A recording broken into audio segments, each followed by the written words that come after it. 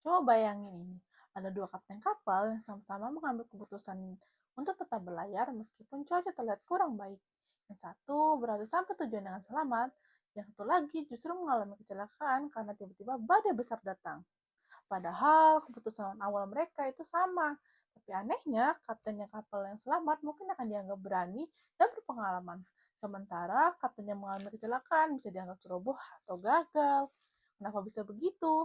Apakah karena dia lebih ceroboh atau karena dia kurang beruntung?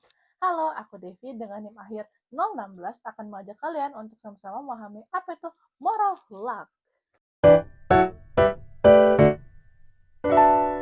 Moral luck adalah kondisi ketika penilaian moral terhadap seseorang ternyata tidak hanya dipengaruhi oleh apa yang dilakukan, tapi juga oleh hal-hal yang sebenarnya berada di luar kendalinya.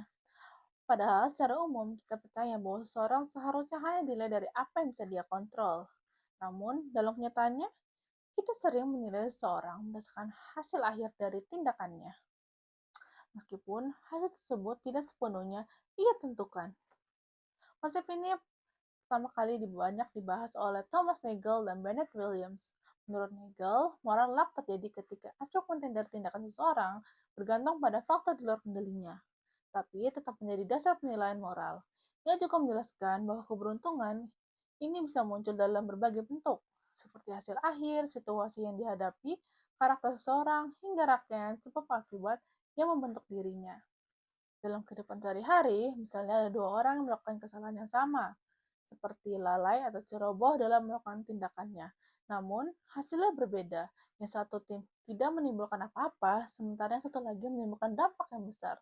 Secara logika, mereka sama-sama salah, tapi dalam praktiknya, orang yang menyebabkan dampak besar biasanya akan dinilai lebih buruk. Disinilah terlihat bahwa penilaian moral ternyata dipengaruhi oleh luck. Di sini muncul sebuah dilema dalam etika. Satu sisi, kita ingin menilai seseorang secara adil, yaitu hanya berdasarkan hal yang bisa dia kontrol.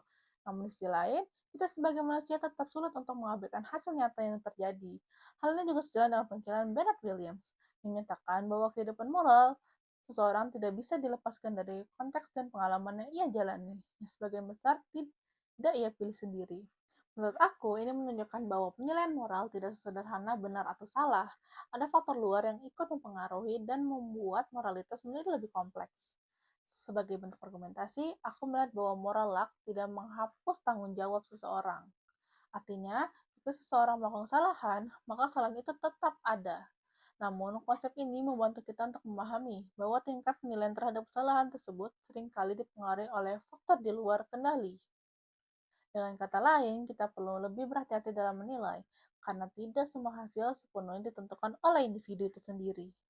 Sebagai solusi, menurut aku kita lebih perlu menekankan pada niat dan kesadaran dalam bertindak, bukan hanya hasil akhir. Pandangan ini sejalan dengan pemikiran Immanuel Kant yang menekankan bahwa nilai moral terletak pada goodwill atau niat baik seseorang. Dengan begitu, kita tetap bisa menilai seseorang secara lebih adil tanpa sepenuhnya mengabaikan kenyataan bahwa faktor di luar juga memiliki pengaruh. Selain itu, kita juga perlu memiliki sikap yang lebih reflektif dalam menilai seseorang, yaitu dengan pertimbangkan bahwa tidak semua hal yang berada dalam kendali mereka. Hal ini bukan berarti kita membenarkan kesalahan, tapi lebih kepada memahami bahwa penilaian moral harus dilakukan secara lebih bijak dan tidak semata-mata berdasarkan hasil. Sebagai kesimpulan, moralak menunjukkan bahwa dalam kehidupan nyata, penilaian moral seringkali dipengaruhi oleh faktor luar kendali manusia.